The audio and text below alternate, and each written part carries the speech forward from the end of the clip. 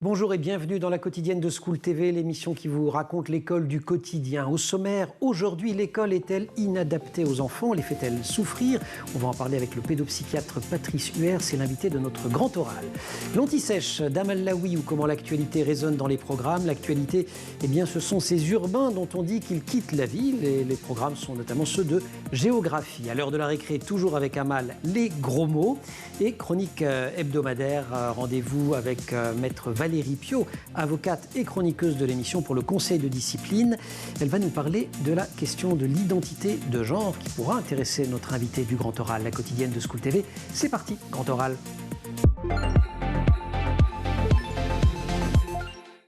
L'urgence est là, sous la forme d'un défi. Les enfants et les adolescents ne trouvent plus à l'école de quoi répondre à leurs questions et les préparer au monde de demain. Ce sont les premiers mots de cet ouvrage, Comment l'école s'éloigne de ses enfants, nouveau livre du pédopsychiatre Patrice Huer. Vous voyez le sous-titre, l'alerte d'un pédopsychiatre, et vous êtes Patrice Huer, l'invité de ce grand oral. Je vous en remercie vivement. Bonjour. Bonjour. Enfants et adolescents ont changé, dites-vous en introduction. En quoi ont-ils changé ? D'abord, ils ont changé grâce à leurs parents et à leurs enseignants. C'est toujours important de dire qu'on change grâce aux parents. Ça, c'est pas un changement spontané. Et donc, ils ont changé beaucoup dans leur mode de relation aux autres, leur mode de relation au monde, leurs intérêts, leur rapport au temps. C'est l'immédiat qui prime, etc. Quand vous dites qu'ils ont changé, c'est par rapport à quand ?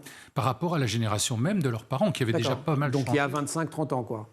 Oui, ça fait, on peut dire depuis l'arrivée d'Internet, grosso modo, si on veut situer les choses par rapport aux technologies.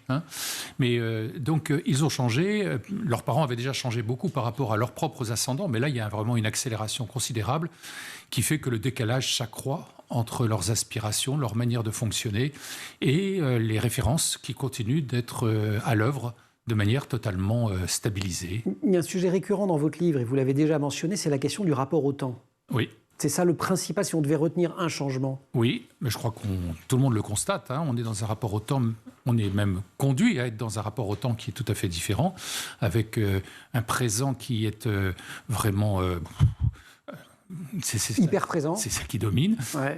Et les capacités de se projeter dans l'avenir, quand on parle d'avenir, ça va être une semaine, un mois, mais y compris chez les politiques, parler de ce qui pourra se passer dans 15-20 ans, c'est quasiment pas ce qui occupe les projets. Vous voyez, donc là, on a vraiment un rapport au temps qui a changé énormément. Alors, à l'heure des charges, en ce moment, c'est compliqué de prévoir ce qui va se passer. En même temps, vous dites que les enjeux fondamentaux, d'un point de vue, alors je ne sais pas s'il faut dire psychologique, psychanalytique ou psychiatrique, quelque chose, en tout cas, que ces enjeux n'ont pas changé, je vous cite, composés avec un corps en transformation et des désirs sans issue acceptable. Est-ce qu'il y a malgré tous ces changements, des invariants? Oui, bien sûr. Tout ce qui concerne le corps, par exemple, on met toujours autant de temps pour grandir, pour croître, pour passer le cap de la puberté, devenir adulte. Tout ça, ça met toujours autant de temps. Le premier rapport amoureux n'a quasiment pas bougé, l'âge moyen. 17 ans toujours en moyenne. Voilà. Donc le rythme de développement corporel et psychologique, grosso modo, n'a pas beaucoup changé. Donc ça, c'est quand même... Mais par contre, il y a un décalage considérable entre ce rythme-là et les rythmes qu'impose le monde extérieur. Et notamment via les réseaux sociaux, on va y revenir. Puisqu'on parle d'actualité difficilement prévisible, le Covid, vous en avez vu les effets en consultation ? Ah oui, ça a été absolument majeur. C'est-à-dire qu'il y a eu une première période, on pourrait dire pendant la première année et demie, silence total, diminution du nombre des demandes de soins, en hospitalisation, en consultation, comme si tout s'était confiné. Tout, y compris sur le plan psychique. Et depuis que ça se rouvre, là, on voit une explosion des demandes. Je coordonne une vingtaine d'établissements d'hospitalisation pour enfants et adolescents partout en France. Là, il y a maintenant des mois d'attente pour pouvoir être hospitalisé, ce qui est un drame à cet âge-là. Oui, bien sûr, parce qu'il faut agir et réagir extrêmement rapidement. Mais oui. Oui, c'est un changement tout à fait considérable. Et il faudra que les adultes d'aujourd'hui et puis dans les semaines et mois qui viennent intègrent bien le fait que les troubles qu'ils vont voir émerger sont le résultat de toute cette période antérieure où cela a été contenu.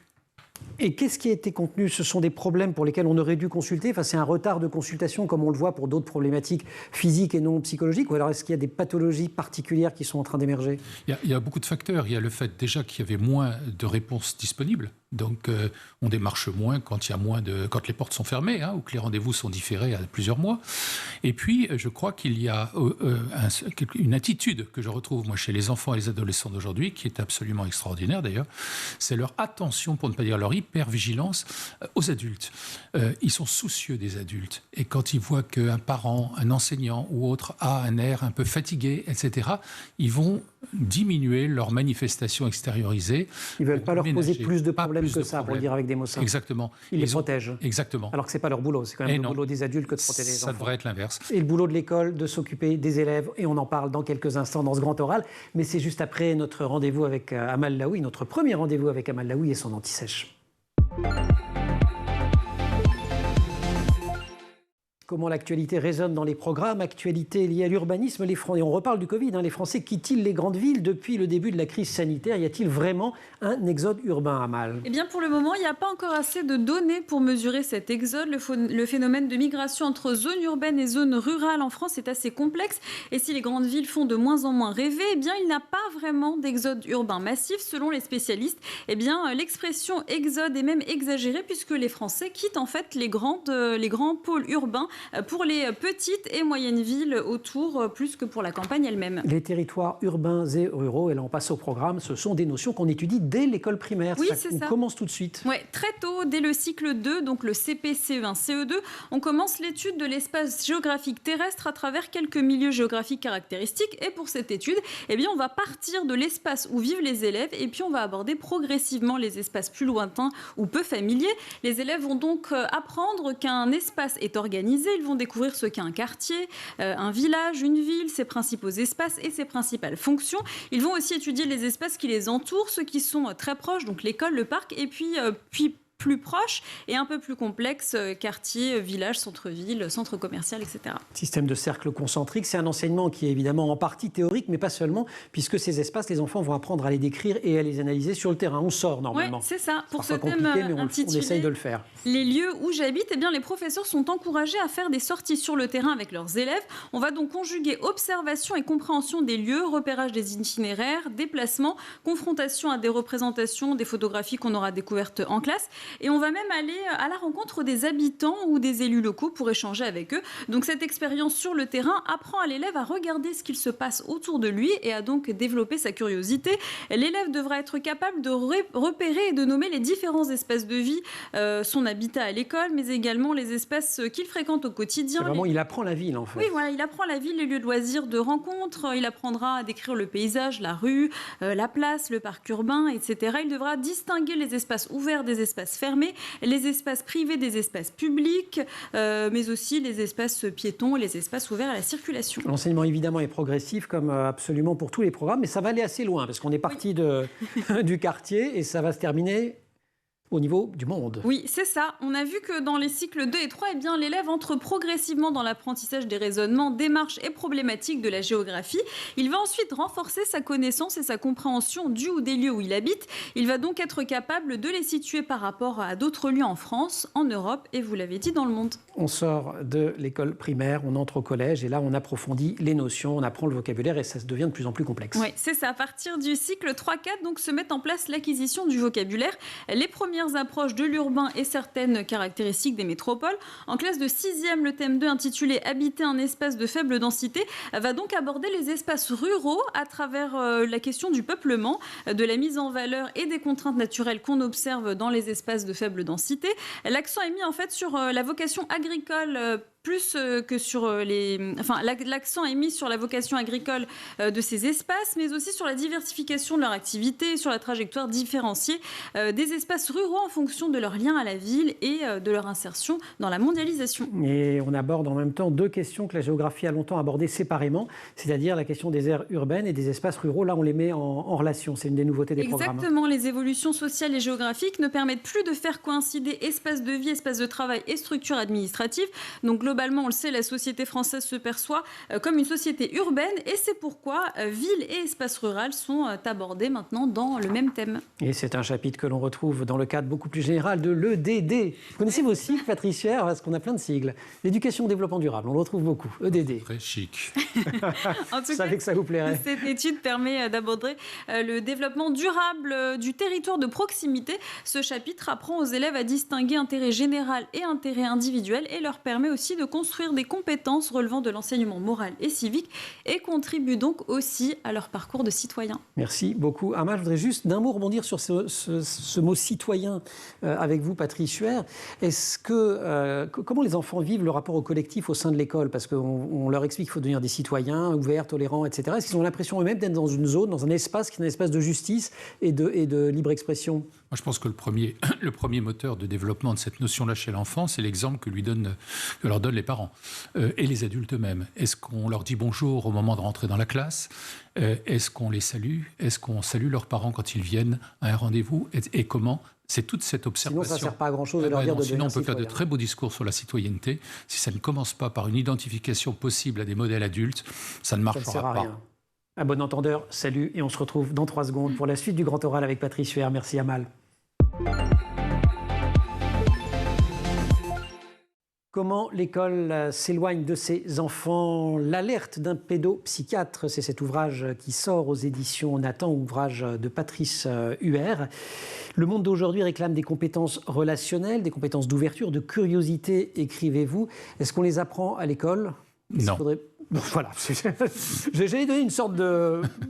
Non. Je peux difficilement être plus bref, Oui. mais si je développe un peu plus, non, je ne crois pas que ce soit là que ça s'apprenne. C'est-à-dire que ça conduit les enfants d'aujourd'hui qui sont très curieux. On sait que globalement, le pourcentage des enfants et des adolescents qui vont bien est plus important qu'à la génération précédente. Donc là encore, à mettre au crédit de leurs parents et de ceux qui les ont accompagnés. Donc ils ont cette curiosité, ils ont cette ouverture sur le monde et comme ils ne trouvent pas beaucoup de réponses à cette curiosité là où ils sont scolarisés, Ils vont la chercher sur Internet. ils vont la chercher ailleurs. Parce que la curiosité, elle est stimulée à l'école, il ne faut pas exagérer tout de même, mais elle est stimulée en couloir. Curiosité en histoire, curiosité en français, curiosité en mathématiques, etc. Mais cette curiosité transversale qui permet d'ailleurs de saisir et de comprendre les enjeux du monde, ce n'est pas vraiment, ce qui s'est développé le plus. Vous dites qu'en consultation, le stress est une donnée qui revient dans beaucoup de propos des enfants, des adolescents que vous recevez. Vous aviez écrit, je crois, avec votre fils, d'ailleurs, La prépa sans stress, Oui, vous me corrigez, absolument. je fais tout ça de mémoire. Absolument, bravo. J'ai révisé. Enfin là, en l'espèce, je n'avais pas révisé, mais bref. En quoi ça inhibe ou en quoi ça libère le stress? Parce que Le stress, on dit toujours qu'une petite dose de stress, c'est pas mal, quoi. Absolument, Voilà. absolument. Je sais que vous en souciez d'ailleurs avant l'émission. Mais j'essaie de vous s'il y en avait stresser, ouais. suffisamment. Et puis Amal, elle... Non, Une petite dose, c'est très bien. Non, c'est vrai, hyper stressé. Avec modération. Mais il y en a et la plupart des humains ne commandent pas leur dosage en stress. Donc, et comme par hasard, le stress arrive souvent au moment où on ne l'attend pas et où là, il est contre-productif. Donc, bien sûr, il faut du stress. Mais le stress qui est renforcé, je dirais, par un système éducatif que les parents d'ailleurs vont eux-mêmes renforcer bien souvent dans le souci de bien faire pour leur enfant. C'est le fameux combien tu as eu aujourd'hui. Voilà, et donc on ne parle plus que de ça. Ce stress-là, évidemment, là est contre-productif puisqu'il inhibe plutôt l'envie de découvrir la question le fait de pouvoir dire des choses qui seraient erronées, etc. On va s'en empêcher. Mais ce que vous dites, c'est que finalement, on apprend moins bien à l'arrivée. On apprend beaucoup moins bien. Parce que si on était libre d'apprendre, on apprend par essai et erreur. Tout c'est ce qu'on fait quand on commence à marcher, quand on commence à parler, on lance des mots, ça a l'air d'être compris ou pas compris, on réajuste petit à petit. C'est comme ça qu'on apprend. Après, on va vous demander de ne dire que ce qui est pertinent et de garder le reste par de donc sinon, vous vous taisez. Taisez-vous plutôt que de dire une bêtise, comme l'on dit. Alors qu'une bêtise, ça peut être une erreur très profitable pour apprendre mieux ce que l'on n'a pas encore bien intégré. Patrice Huer, vous dénoncez, je vous cite là encore, le dogme de l'école inclusive. C'est des mots assez forts. Pourtant, beaucoup de Le psychiatre ou le pédopsychiatre disait c'est bien d'intégrer les enfants, c'est bien l'inclusion. Alors en quoi faut-il dénoncer ce dogme ?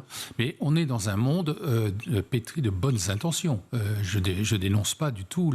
Vous dénoncez pas l'idée ? Ben non, l'idée, elle est merveilleuse. Les bonnes intentions d'ouverture à l'autre, d'inclusion, etc. C'est formidable, hein, c'est formidable.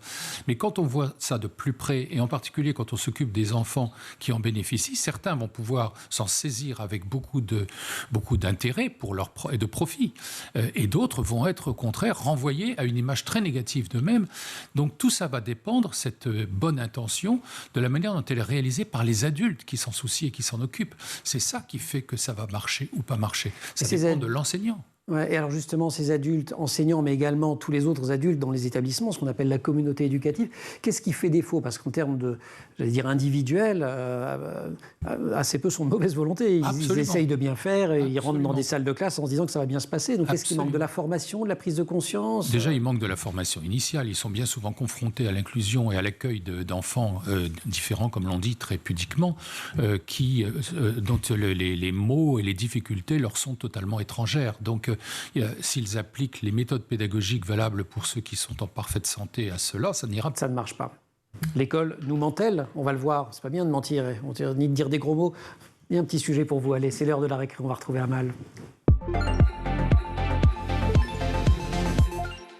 Amal tient à ce que je présente sa chronique en disant « Comme les adultes, les enfants disent des gros mots ». Mais je ne dis pas de gros mots, Amal. Merde alors. Pardon. Vous parliez tout à l'heure de mimétisme, donc ça rejoint un peu ce qu'on disait. Donc je vous propose cette vidéo sur TikTok d'un détecteur de mensonges pour les enfants. Et voici la réponse d'un enfant lorsqu'on lui demande s'il dit des gros mots. Regardez. Gros mots, c'est quoi des méchants gros mots ? Tu vois, par exemple, ta gueule, putain, dégage. Oh ouais. Et toi, tu dis des gros mots, toi ? Non. Bah ouais.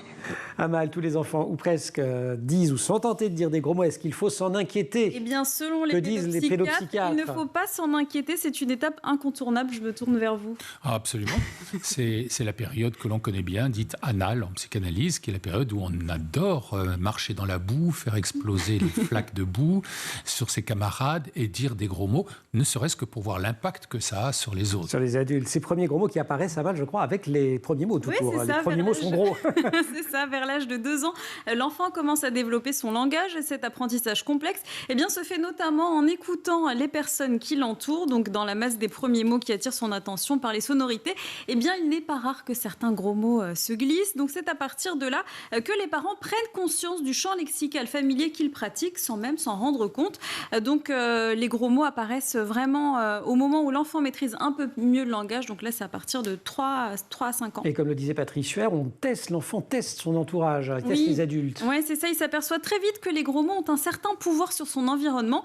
Et donc, plus la réaction de la part de ses parents sera vive et plus l'aspect provocateur risque d'être stimulé. Comment réagir quand on est parent ou adulte ? Comment réagir ? Alors, selon les spécialistes, l'idée n'est pas d'interdire à l'enfant de dire des gros mots, mais plutôt de l'accompagner. Est-ce que vous êtes d'accord avec ça ? Alors, c'est bien intentionné, ça encore. On est plein de bonnes intentions. Je propose par exemple, à des enseignants d'école maternelle qui sont soumis à ce bombardement de gros mots parfois, de proposer à leurs élèves d'écrire ces gros mots au tableau, de se familiariser avec ce qu'ils signifient, leur étymologie, etc. Et ça devient un jeu. Parce que si on répond de manière trop irritée, ça va stimuler l'intérêt, évidemment. Et si on laisse filer sans remarque, c'est pas bien, ça banalise et ça c'est va pas éducatif. Ouais. Donc apparemment, selon d'autres spécialistes, il faut éviter de rire quand les enfants disent des gros mots. Il faut leur expliquer calmement qu'il faut utiliser d'autres mots pour exprimer leurs émotions. Et puis parfois, ils ne savent pas ce que c'est un gros mot, tout simplement. Ils n'ont pas la moindre idée de ce que ça veut dire. Bon, en tout cas, on ne se précipite pas dans les consultations par ailleurs surchargées de Patrice Huer parce que l'enfant a dit un ou deux gros mots, c'est ça ? Non, seulement si l'enfant joue régulièrement malgré les interventions de ses parents et que cela nuit à ses relations avec les enfants et les adultes de son entourage, il est possible que ce comportement soit le signe d'autres difficultés et à ce moment-là, il faudra se tourner vers un spécialiste. Merci beaucoup, Amal. Fin de la récré. Retour au Grand Oral, toujours avec Patrice Huer. Comment l'école s'éloigne de ses enfants, le nouveau livre du pédopsychiatre Patrice Huer, il vient de sortir aux éditions Nathan. J'avais quand même une question intriguée. Le titre du livre, c'est « Comment l'école s'éloigne de ses enfants et pas de ses élèves ». Donc ça veut dire que dans votre esprit, l'école, elle doit prendre soin des enfants comme les parents ? Non. Non, surtout pas. Donc c'est presque plus de nos enfants, quoi, en fait. Oui, c'est ça. Mais il ne faut pas qu'elle oublie que ce sont des enfants aussi. Hein. C'est ça. Là, on vient de parler d'un certain nombre de sujets, là, les gros mots, etc. Il faut se souvenir qu'avant de savoir embrasser, il faut avoir appris à mordre. Et avant de dire oui, il faut savoir dire non. Donc, avant de savoir embrasser, il faut savoir appris. Bien évidemment. Ceux qui n'ont jamais mordu enfant ont un handicap, certains, pour les effusions et les embrassades. De même, ceux qui ont... C'était ça. Oui. Tous ceux qui n'ont pas dit non suffisamment. Non, ça j'ai fait. Voilà. Ok, et donc elle doit prendre soin des enfants en général, les éduquer, pas seulement les instruire malgré tout. Et de ce qui fonde un enfant dans sa manière de fonctionner aujourd'hui, parce que c'est ce décalage considérable qui vraiment m'a inspiré ce projet d'écriture. Si je continue à tirer ce fil de l'école et des élèves ou des parents et des enfants et de la manière dont tout ça s'articule, vous préférez par exemple la notion ou le mot de co-responsabilité à la notion de co-éducation. C'est quoi la différence? Parce que c'est très à la mode la co-éducation. Oui, c'est très à la mode, mais je ne suis pas du tout favorable à cette notion. C'est aux parents d'éduquer, c'est aux enseignants d'enseigner. Ce qui ne veut pas dire qu'en enseignant, on n'inculque pas un certain nombre de codes qui rentreraient aussi dans une bonne éducation. Mais c'est vraiment cette confusion où tout le monde serait sur le même plan et tous devraient intervenir de la même manière. Les enseignants en tant que parents à certains moments et les parents en tant que profs à d'autres moments, là ça va pas. Ça va pas. Donc le Covid n'a pas aidé parce que ça a obligé un certain nombre de parents à se transformer en enseignants. Pour être un bon parent d'élève ou un bon enseignant, dites-vous, il faut s'interroger sur l'élève que l'on a été. Pourquoi ? Il y a évidemment les cicatrices de notre enfance qui sont toujours à l'œuvre et qui nous amènent bien souvent à notre corps défendant à répéter ce que l'on a subi. Donc il y a une notion de mémoire familiale, d'héritage, oui, ce que l'on de a reproduction. Il n'y a pas de raison que les autres ne le subissent pas aussi. Et alors vous étiez quoi ? Vous étiez quel élève ? Moi, j'étais absolument pas intéressé. Je me suis ennuyé. Voilà, vous vous vengez, c'est une explication. Je me venge. Non, parce que j'ai beaucoup d'amis enseignants et je continue de m'occuper d'enfants et d'adolescents, donc je suis en relation régulière avec les enseignants qui s'en occupent aussi. Mais vous n'étiez pas intéressé par l'école alors ? Il y a un seul enseignant qui m'avait intéressé. Ah bah rendez-lui hommage. Je lui rends hommage. Monsieur ou madame ? Almuès. Ouais, on se souvient des noms quand même, c'est extraordinaire. Qui m'a dit au début d'année, UR, je vois que vous êtes intéressé par l'histoire. Je dis, ah bon ? À quoi vous voyez ça ? Et il me dit, je le vois. Et c'est la seule année scolaire où j'ai eu des bons résultats. Et vous étiez intéressé par l'histoire ou c'est le fait que justement il vous donne... Avec lui, oui, j'ai été intéressé par l'histoire. Oui, vous étiez intéressé par le... Et à l'inverse, j'avais un enseignant d'un ennui terrible dont j'ai découvert 15 ans plus tard sur une colonne Maurice qu'il s'agissait de M. Poirier. M. Poirier étant Julien Gracq. Julien Gracq, le vrai nom. On peut être un écrivain extraordinaire et un piètre enseignant. Patrice Huer, je vous propose qu'on pousse la porte du conseil de discipline. C'est pas pour vous, c'est notre rendez-vous du jeudi avec maître Valérie Piot qui va nous parler d'un sujet que vous connaissez bien dans les cabinets des pédopsychiatres, la question de l'identité de genre. Est-ce un droit à l'école, Valérie Piot ?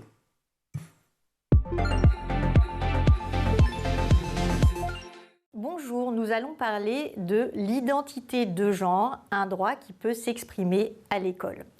Pour les élèves transgenres ou ayant un questionnement par rapport à leur identité de genre, il y a une circulaire assez récente du 30 septembre 2021 qui pose les règles qui s'appliquent. Donc cette circulaire est importante puisqu'elle va pouvoir aider les enfants transgenres et leurs familles à se fonder sur des règles qui vont être les mêmes dans tous les établissements scolaires. Déjà, pour un élève transgenre ou qui a un problème de questionnement, le problème du prénom d'usage est très important puisque ça va être une manifestation pour l'enfant du prénom qu'il va avoir choisi. Alors attention, c'est un point qui pose problème et qui est très important. L'utilisation du nom d'usage qu'a choisi l'enfant transgenre ou ayant des questionnements par rapport à son identité de genre, ce prénom d'usage peut être utilisé à l'école, mais avec l'accord des deux parents. En fait, cela relève de l'autorité parentale et donc il faut consulter les deux parents. Et en cas d'accord des deux parents, à ce moment-là, c'est un droit, donc ça c'est important, c'est un droit pour l'élève transgenre d'utiliser le prénom d'usage qu'il a choisi. Et ce prénom d'usage va être utilisé dans tous les documents internes, carte de cantine, carte de bibliothèque, liste d'appels. Et ce qui est important maintenant avec cette circulaire, c'est que tous les personnels éducatifs vont devoir utiliser ce prénom d'usage et ce ne sera plus au cas par cas comme avant. Et par contre, et bien évidemment, on ne peut encore pas utiliser ce prénom d'usage sur les documents d'examen, les documents officiels de bac ou de brevet. Ça reste le prénom de l'état civil. Le deuxième point important, après le prénom d'usage, ça va être les tenues vestimentaires. Ça, c'est un sujet qui pose souvent problème. Donc, ce qui est important, c'est que l'élève puisse aller à l'école dans la tenue qu'il souhaite. Et à partir du moment où on va appliquer à tous les élèves, quel que soit leur genre, des règles. Donc un enfant, un garçon qui va venir habillé en jupe ne doit pas recevoir de réflexion sur sa tenue vestimentaire. Par contre, par exemple, si le maquillage est interdit dans l'établissement, ça va être interdit pour les garçons et pour les filles, quel que soit le genre. Ou si les bijoux sont interdits pour un bac professionnel pour des raisons de sécurité, ce sera interdit pour tout le monde, garçons, filles, sans distinction de genre. Donc, ce qui change avec cette circulaire, c'est qu'en aucun cas, on ne peut interdire ou faire des remarques à un élève transgenre ou qui a un questionnement par rapport à son identité de genre, par rapport au choix de sa tenue vestimentaire, du moment que cette tenue vestimentaire remplit les conditions du règlement intérieur. Donc il n'y a plus de discrimination possible par rapport à la tenue vestimentaire liée au genre de l'élève. Ça, c'est important. Le troisième point important pour les élèves transgenres, c'est également les lieux d'intimité, que ce soit les toilettes ou les vestiaires pour les cours de gymnastique. Là, ça va dépendre de ce qui est possible au sein de l'établissement.